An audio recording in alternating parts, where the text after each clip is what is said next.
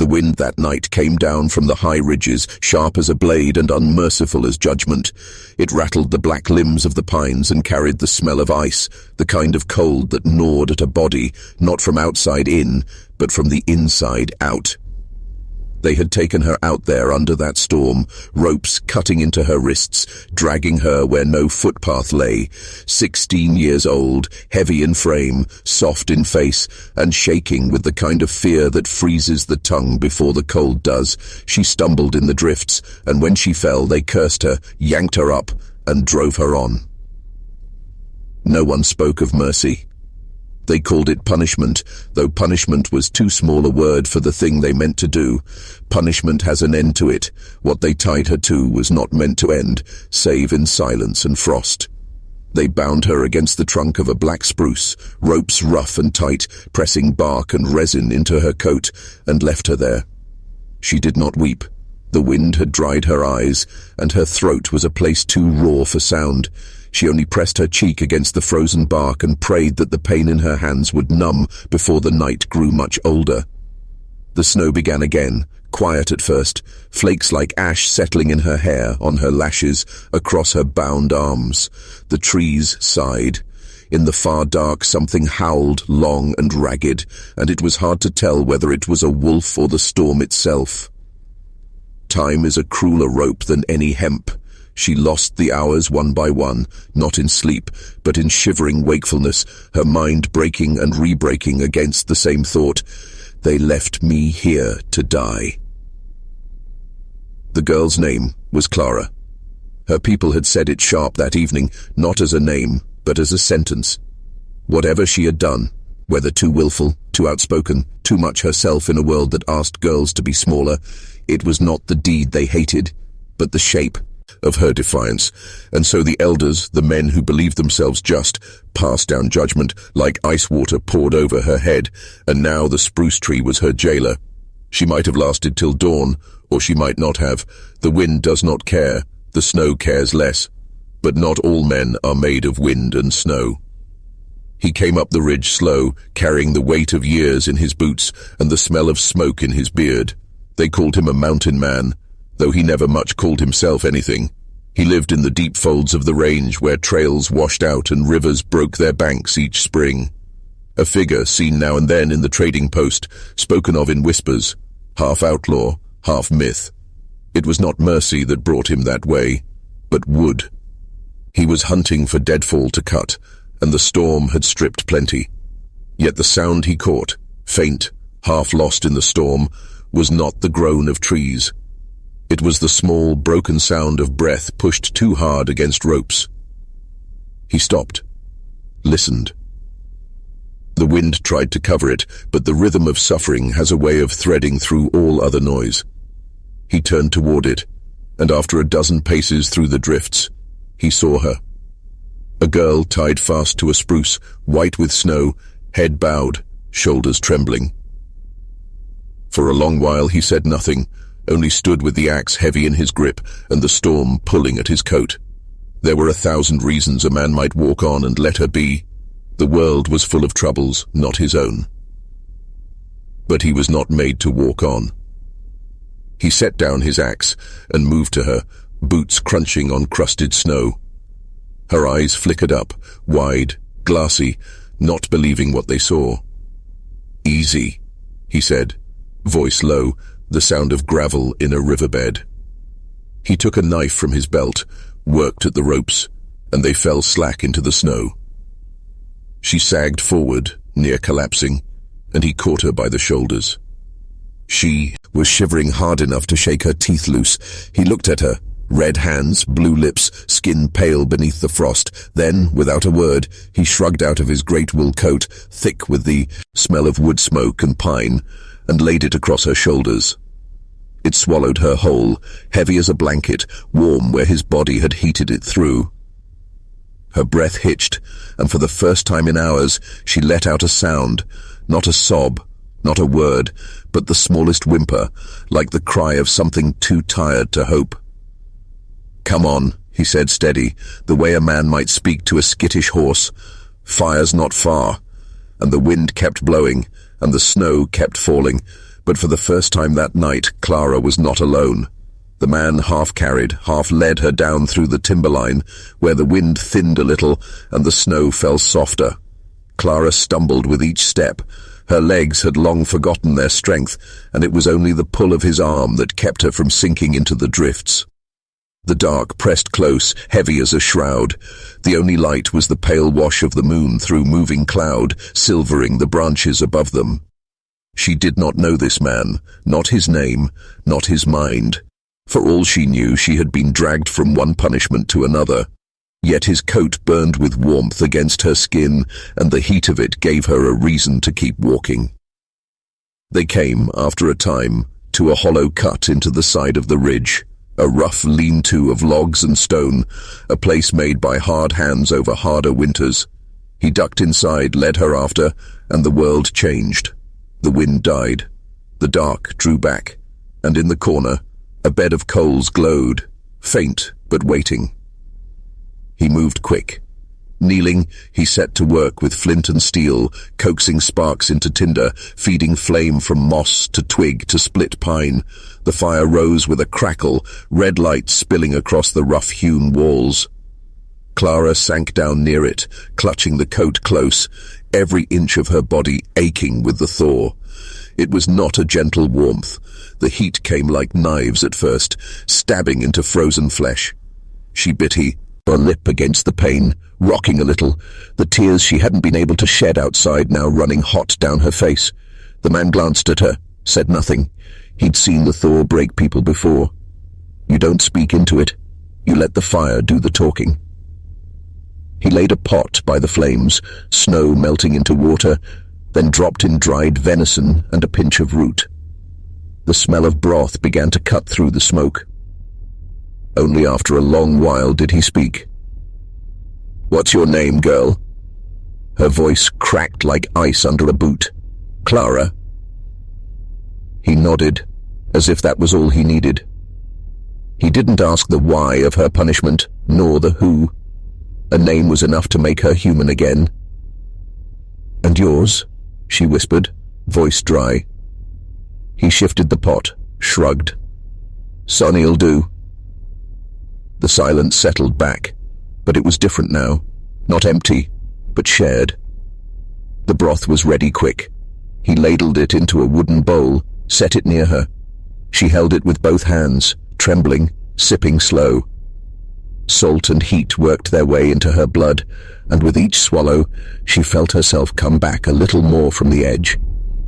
When the bowl was empty, she looked at him over the rim, eyes wet but steady. "They meant me to die out there." He didn't flinch, just nodded once. "I know." Her throat tightened. "Why'd you stop?" He leaned back, the firelight cutting deep into the lines of his face. For a moment he didn't answer. Then he said low, "I've been in storms where I thought the cold would take me. Know what it feels like waiting for it to finish the job. Don't reckon I could leave you to that."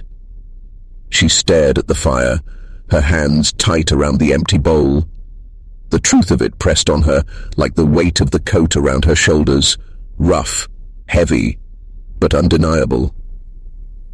Outside, the storm battered the ridge, snow piling high, wind clawing at the lean-to, but inside the fire snapped and spat, and for the first time since, the ropes had cut into her wrists. Clara's shivering began to ease.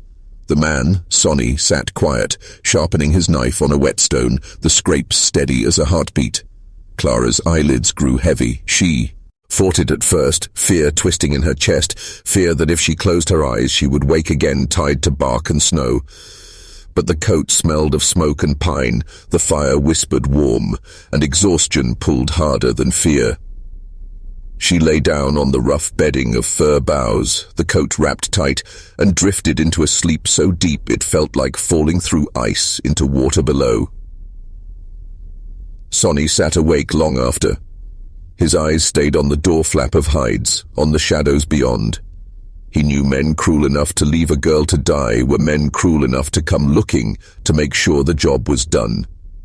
And if they came down that ridge, they would find not a shivering girl tied to a tree, but a mountain man awake by his fire, with an axe at his side and a knife bright from the stone. Morning came slow, grey and hollow through the snow clouds.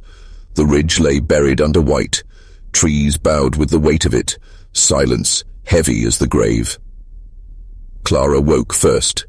For a moment, she thought she had dreamed it all. The ropes, the tree, the storm, even the man with his fire. But the coat lay heavy across her, smelling of smoke and pine, and the low crackle of embers proved she was awake. Sonny was already outside. She heard the crunch of his boots in the snow, steady, measured.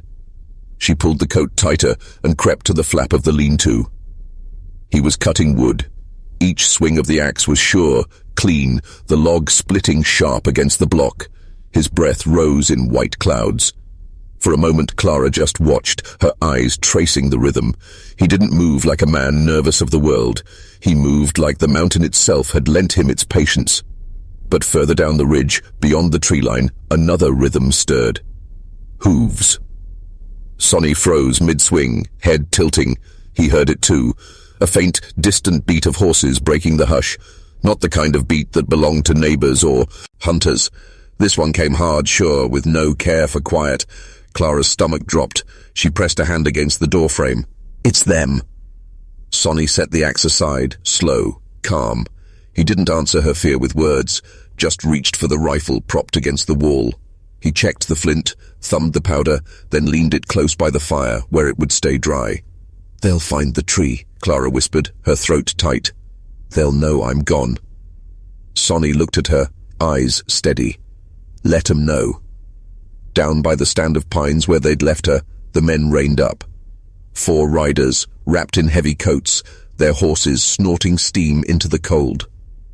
The tree still bore the frayed rope. The churned snow showed the marks of struggle, the drag of boots, the deep prints of another set beside hers. One of the men spat into the snow. She's gone. Another leaned forward in his saddle, jaw tight. Ain't gone far. Someone took her. Silence stretched. The horses shifted, stamping against the cold. Finally, the one in the middle, broad-shouldered and grey in the beard, spoke low. Mountain man. Had to be. Nobody else roams out here this time of winter. The first man swore under his breath. Sonny. The name carried weight among them. The kind of weight that made men glance over shoulders, as if the trees themselves might be listening. The grey-bearded one leaned back in his saddle. If he's got her, it'll be a hell to take her back. Another spat. Then we best make ready for hell. Back at the lean-to, Clara sat by the fire, fingers gripping the coat so tight her knuckles burned white. They'll come, won't they? Sonny crouched to feed the fire, calm as stone. Likely. Her voice cracked. They'll kill you for this. He looked up, his face rough in the firelight. They'll try. The words should have scared her worse than the snow had, but they didn't.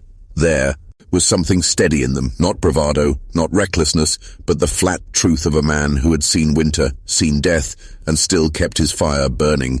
Clara swallowed hard, tears stinging her eyes.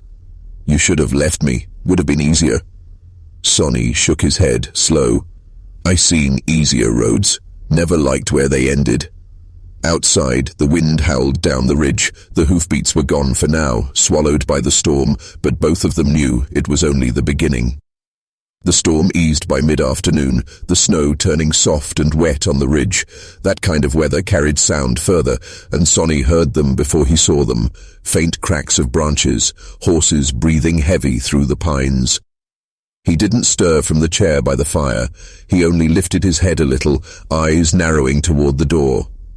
Clara caught it too. Her breath caught, sharp and quick. She clutched the coat tighter around her thin frame. They're here. Sonny's voice was low, even. Close, not yet here. Her heart was hammering so loud she was certain they'd hear it through the walls. She wanted to run, back into the snow, anywhere but here, but her legs wouldn't move. The fear pinned her just as tight as the rope had. Sonny rose, slow and heavy, like a bear shaking off winter's sleep. He crossed to the door, cracked it, and peered through the pines. Nothing yet. Just the hush of white woods, the slow drift of snow melting off the branches. But he could feel them coming. He knew the mountain well enough to know when it was carrying more than wind. He closed the door and set the bar across it. Clara whispered, "What if they burn us out? They try. We walk out the back. What if they shoot you?" He looked at her then, steady, unflinching. "Then you walk." The words struck her harder than the wind. She shook her head, tears pricking hot. "I ain't walking out there without you." For a long beat, he just watched her. There was a fire in her words he hadn't seen before, a spark underneath all the fear. Finally, he turned back to the hearth, fed another log onto the flame. "Then we best make sure it don't come to that." Out in the trees, the riders moved careful. Snow muffled the hooves, but not enough.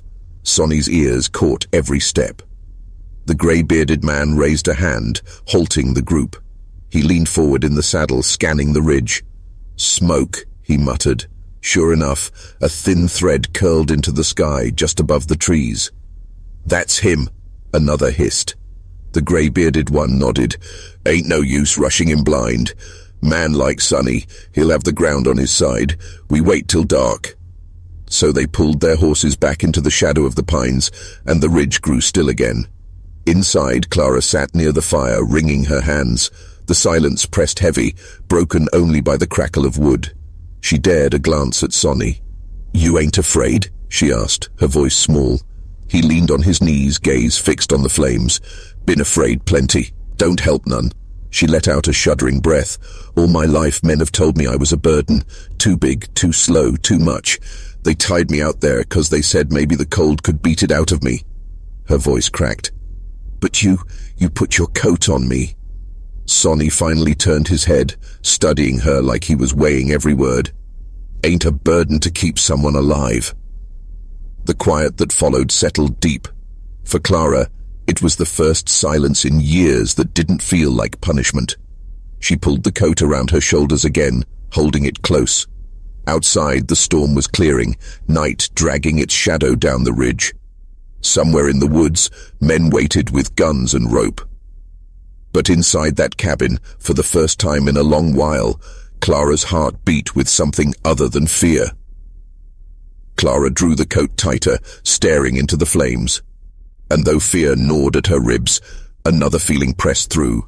Small, fragile, but growing. For the first time in her life, she felt like someone might stand between her and the cruelty of the world. Night pressed down heavy on the ridge, the kind of black that swallowed even the snow. The only light was the faint glow leaking from the cracks of Sonny's cabin. Inside, the fire had burned down low. Sonny hadn't fed it in an hour. He wanted less glow, less smoke. Clara sat close, wrapped in his coat, eyes fixed on the door. She was listening hard, straining like a deer in the brush. Then it came. A knock. Not the kind a neighbor might give. Not the rhythm of a friend. The sound went through the wood and into Sonny's bones. Clara flinched. Her lips moved, but no words came. Sonny stood, slow and silent, his shadow stretching across the wall. He didn't touch the door, he just listened. Another knock, louder, 3 beats. The grey-bearded man's voice carried through the cracks. "Evening, Sonny. You got something of ours in there?" Silence. "We don't mean you harm. Just hand over the girl. Ain't worth your trouble." Clara clutched the coat tighter. Her breath came fast and shallow. She whispered, "Don't open it." Sonny didn't move. His jaw worked once, then stilled. The voice outside hardened. "You keep her. You make yourself our enemy. You know what that means." A long pause. Then boots crunching snow. More than one man shifting. The scrape of metal. Sonny turned to Clara, his voice low. "Back wall. If it comes to it, you go." Her eyes filled. She shook her head hard. "I ain't leaving you." The knock came again. This time the butt of a rifle slamming wood. The whole cabin shook. Sonny's hand slid to the axe leaning against the hearth. His fingers curled around the handle like they'd never left it. He didn't raise it yet, but the weight settled sure in his palm. Through the door, the voice barked sharp, "Last chance, Sonny. Hand her over or we burn you out." Clara pressed her back to the wall, trembling. She was 16, broken down by years of cruelty, left to die in the snow. But in that moment, something sparked. Her fear burned hot, and under it was anger, not at Sonny, not even at the men outside, but at every hand that had ever tied her down. She whispered almost to herself, "I ain't going back." Sonny heard it. His gaze flicked to her, a long, steady look, and something in his chest shifted. He faced the door, feet planted, shoulders squared. His voice came out low, gravel and iron. "She stays." Silence fell outside. Cold, wide, waiting silence. Then the crunch of boots retreating into the dark. No words, no shots, just the quiet scrape of snow underfoot. Sonny didn't relax. He stood like stone, listening, waiting. He knew they hadn't gone far. Men like that didn't leave easy. But for the moment, the cabin still held. The fire flickered, the wind moaned in the chimney, and in the shadows behind him, Clara clung to his coat as if it were the only thing keeping her heart beating.